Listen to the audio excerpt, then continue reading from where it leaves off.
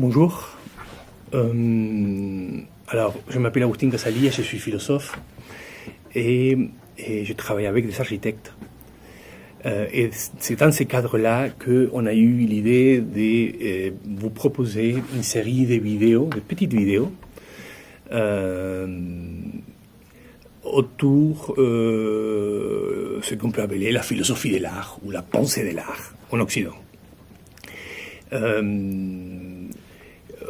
L'idée, c'est qu'à la fin de cette série de vidéos, on puisse avoir une compréhension plus profonde de quelles sont les conditions, les déterminations de ce qui est en train d'avoir lieu dans nos expériences de l'art contemporain.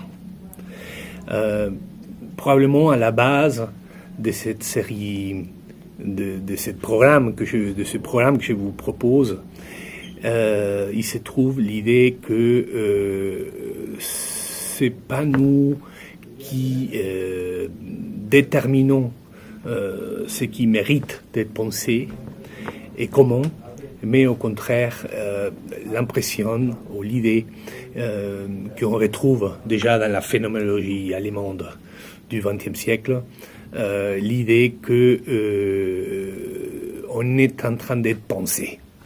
Et du coup, cette pensée qui est en train de nous définir, une pensée qui peut être identifiée au langage, tout simplement, demande un travail, demande une sorte de trajectoire, de parcours, de cheminement. Et probablement, ce travail-là est finalement la seule chance d'une certaine émancipation ou liberté. Mais bon, donc, mais plus concrètement, ce que je fais, c'est choisir 4 approches qui font partie de l'histoire de la philosophie de l'art, que, à mon sens, sont encore terriblement présentes dans notre monde contemporain, par rapport à l'art, toujours.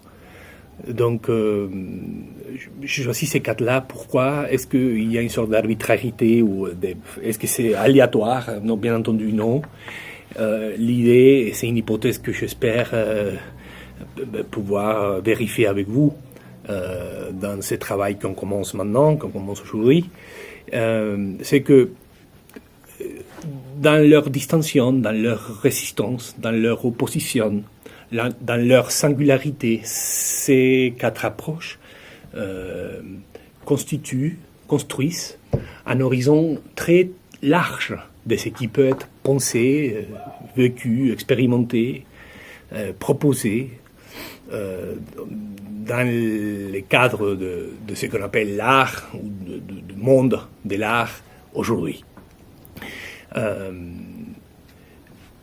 Est-ce qu'il y a des autres approches? Bien entendu, il y a des milliers d'approches sur l'art, mais quelque part, j'ai l'impression que ces 4 approches que j'espère pouvoir vous montrer résument bien, synthétisent bien dans leur vraiment sorte d'horizon, enfin, de vaste horizon, ce qui peut être dit, ce qui peut être conçu, ce qui peut être vécu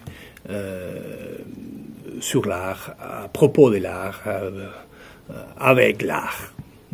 Donc on va essayer de transiter la place de spectateur, bien entendu la place de l'œuvre, ou du produit artistique, ou de l'objet artistique. Ils ne sont pas synonymes, hein. Œuvre, produit, objet. La place de l'artiste, la place de l'institution, la place, la définition de ce qu'on peut appeler une politique culturelle. Enfin, tout ce qui touche l'art devrait pouvoir être conçu à partir de une ou plusieurs de ces approches-là. Donc en fait, c'est une sorte de quête de ce qui est en train déjà d'avoir lieu. C'est-à-dire, on va aller chercher, on étudie ces 4 approches pour comprendre un peu mieux ce qui est en train de se passer autour de l'art, à travers l'art, à propos de l'art. Bien, donc le programme est le suivant, et je vous les présente. Donc aujourd'hui, on fait une sorte d'introduction, on est en train de faire une sorte d'introduction à la question, au cours. Donc première séance, introduction. Et après, on va dédier 3 petites séances de 20 minutes chacune à chacune de ces approches. Ces approches, je veux les nommer tout de suite. Première approche est l'approche formaliste.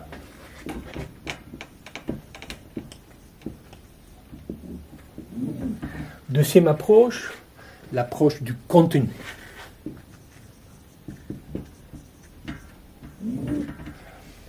Troisième approche, l'approche qu'on peut appeler de la volonté de puissance.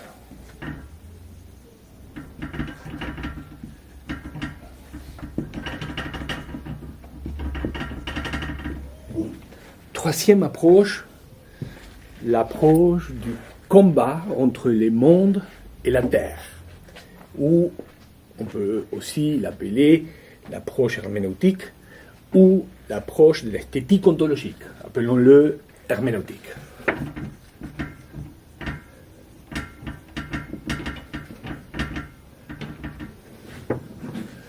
Bien, donc là vous avez 4 approches qu'on va étudier de manière synthétique, résumée. Vous comprendrez que l'étude de ces 4 approches pourrait être beaucoup plus vaste, beaucoup plus longue, mais on va essayer de faire en sorte qu'on puisse le parcourir dans les programmes que je vous ai présentés. Alors, ce qu'on va faire, c'est aller chercher un auteur, un penseur, bien entendu, de la philosophie occidentale, qui fait partie de la philosophie occidentale. Ce sont des grands penseurs. Et chacun de ces penseurs vont développer de manière plus ou moins radicale chacune de ces approches.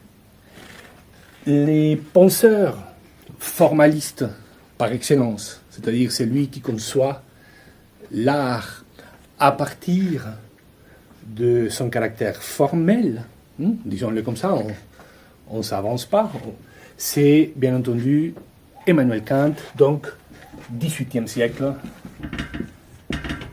Emmanuel Kant. Bien entendu, quand je dis Emmanuel Kant, je suis en même temps en train de dire, dans plusieurs aspects, la vieille tradition, le classicisme et même presque l'Antiquité, car on retrouve chez Kant des éléments de ses prédécesseurs, notamment, disons-le, nommons-le tout de suite, la pensée d'Aristote. Plusieurs dimensions de l'esthétique, enfin, de la manière comme Aristote concevait l'esthétique, l'art, je fais cette correction, car on parle d'esthétique proprement dit à partir du XVIIe siècle, pas avant. Donc chez Aristote, il n'y a pas ce qu'on peut appeler une esthétique. L'esthétique est venue beaucoup plus tard, mais il y a une vraie pensée de l'art. Il suffit de lire la poétique, son livre La poétique. Mais donc, juste pour vous dire que Kant donc, va récupérer beaucoup des éléments, des caractères, même je dirais des tonalités, des dispositions particulières déjà perçues par Aristote. Contenu. Eh bien, l'approche du contenu a été développée de la manière la plus parfaite, la plus radicale, par Hegel.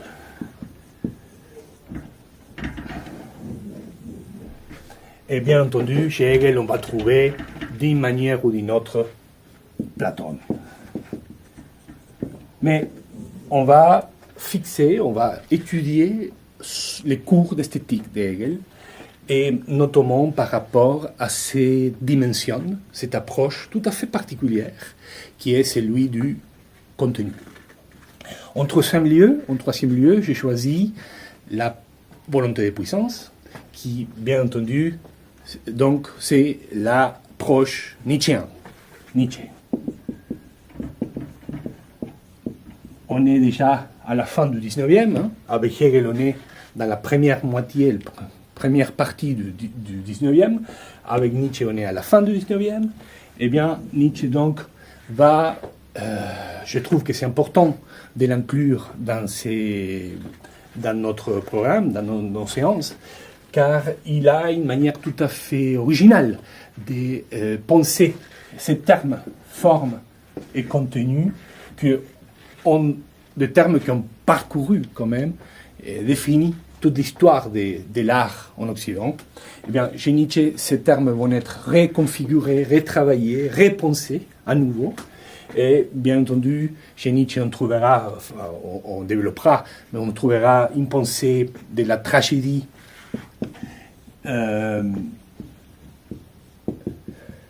très intéressante, une pensée aussi des pulsions, hein, qui vont commencer à faire partie d'une manière à nouveau très originale chez Nietzsche, et aussi, vous allez voir, dans son classicisme. Hein, Nietzsche, quelque part, va devenir petit à petit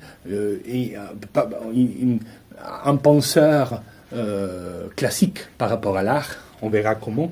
En tout cas, c'est tout à fait lié à la manière comme lui fait les liens entre forme et contenu. Et aussi, très important chez Nietzsche, la figure de l'artiste. Hein. Cet artiste sera un artiste que n'avait jamais vu des jours avant. Hein. L'artiste nietzschéen n'est absolument pas l'artiste hegelien, et encore moins le génie kantien. On verra ça. Et finalement, la quatrième approche que je espère pouvoir vous présenter dans quelques séances, et c'est l'approche de Martin Heidegger.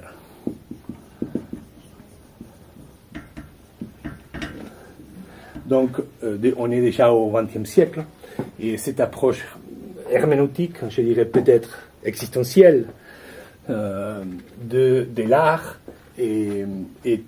devient nécessaire pour comprendre le monde dans lequel on continue à faire de l'art, on continue à assister à des œuvres de tout genre, enfin, etc., à produire, et en tant que spectateur, en tant que... tous les rôles autour de l'art vont être mus, touchés, affectés par ces approches, déterminés et même peut-être construits par ces manières de penser l'art. Donc, je pense que c'est tout. J'espère avoir été le plus clair possible. Il s'agit donc d'une petite introduction à un programme de quelques séances dans lesquelles on travaillera avec cette sorte de grille, pas pour résoudre quoi que ce soit, mais probablement pour comprendre un peu mieux quelle est notre spécificité au moment de regarder un film, rentrer dans un bâtiment, contempler une certaine beauté, etc., etc. Merci beaucoup et à tout bientôt.